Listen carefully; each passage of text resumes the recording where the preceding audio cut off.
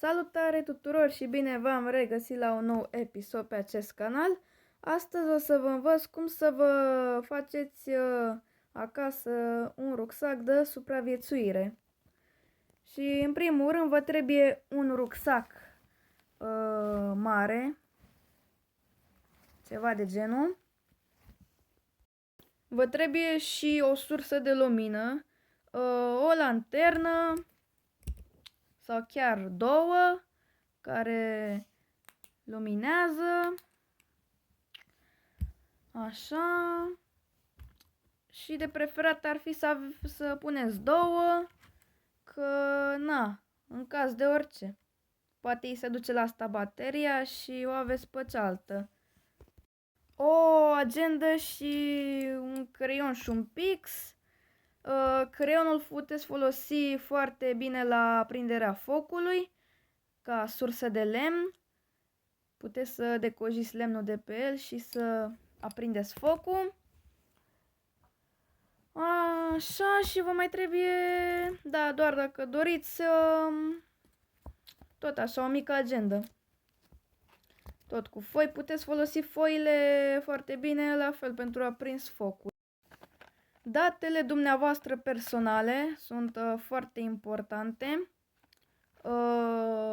Caz că vi le cere poliția sau așa mai departe. Puteți să aveți un stick cu datele dumneavoastră personale, CNP-ul, certificatul de naștere și așa mai departe.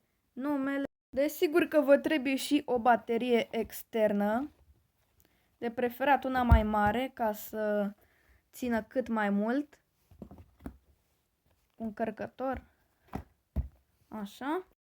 Și cabluri necesare pentru baterie externă, pentru încărcat telefonul.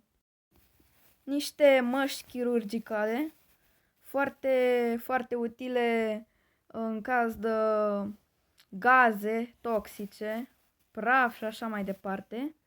O trusă medicală, să fie cât mai mică și să ocupe cât mai puțin spațiu în rucsac, un spirit.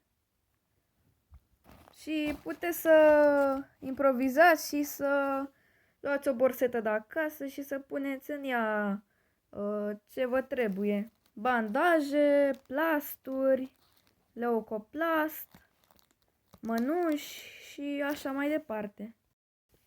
Pungi. Sunt importante și aceste pungi, deoarece vă ajută să cărați multe chestii dacă nu mai aveți spațiu în rucsac. Sunt foarte utile. Și niște pungulițe din acelea mici transparente sunt foarte, foarte utile ca să faceți rost de apă. O să vă las un link în descriere cum puteți să faceți rost de apă de la creanga unui copac.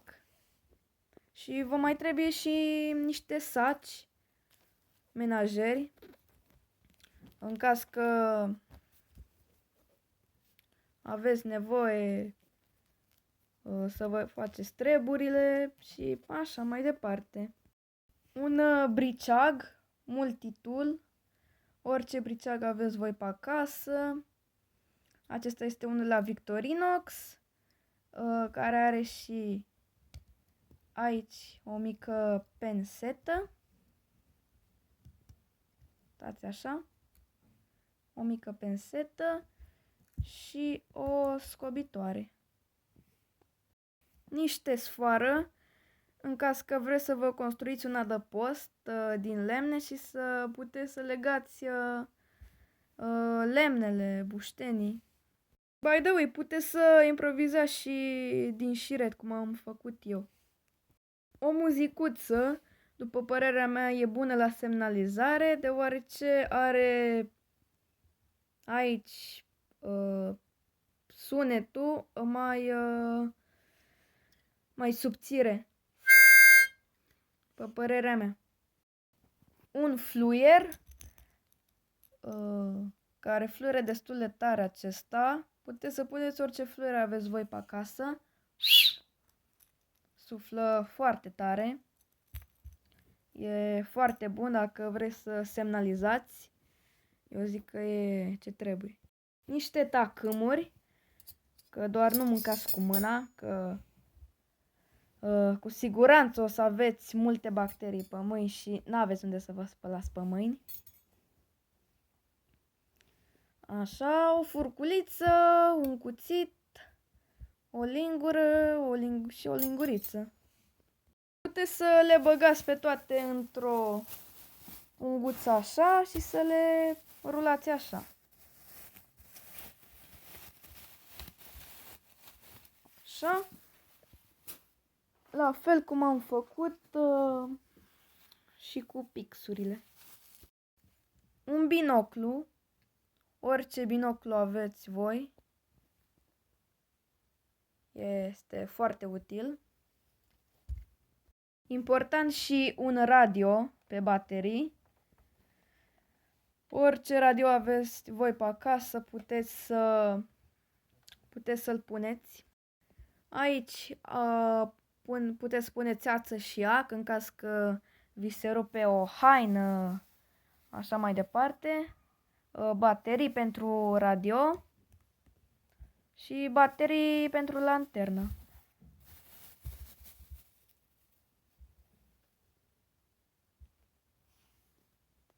Iar acum o să vă învăț cum să faceți și o mică trusă de supraviețuire. Tot ce aveți nevoie este o trusă geometrică, orice mărime, iar în ea să puneți chibrituri pentru aprinderea focului, elastice, diferite mărimi sau mărimi la fel, o brichetă pe care am înfășurat eu, după cum vedeți, niște ață din aceea din care se fac brățările, la fel foarte bună pentru legare. La fel un fluier, dar unul este de ajuns, o riglă, în caz că vreți să măsurați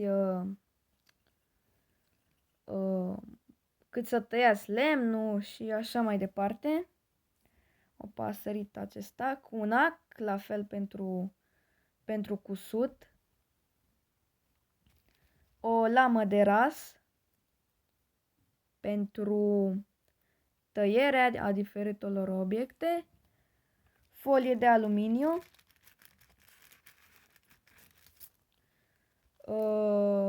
La fel pentru aprinderea focului. Și niște punguțe transparente pe care le puteți folosi pe post de mânuși, ca să nu puneți mâna pe diferite chestii murdare. Iar după ce ați terminat de pus aceste chestii în trusă, o închideți și puteți să o legați cu un elastic pentru mai multă protecție, ca să nu se desfacă. Cam așa ceva. Important și haine de schimb, căciuli, șosete, maieuri, pantaloni, bluze, hanorac și așa mai departe. Apă, o sticlă cu apă și mâncare la conservă deja făcută. De preferat cât mai multe ca să vă ajungă pentru un timp mai îndelungat. Și cam acesta ar fi rucsacul de supraviețuire după părerea mea. Așa, stați. Așa, cam acesta ar fi. Aici hainele de schimb. La fel haine. Și mai jos sunt conservele. Și aici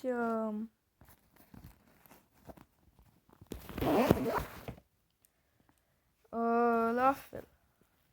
Măștile și spiritul. Cam acesta a fost episodul. Sper că v-a plăcut. Dacă vreți, puteți să apăsați butonul de like. Și cam atâta. La revedere!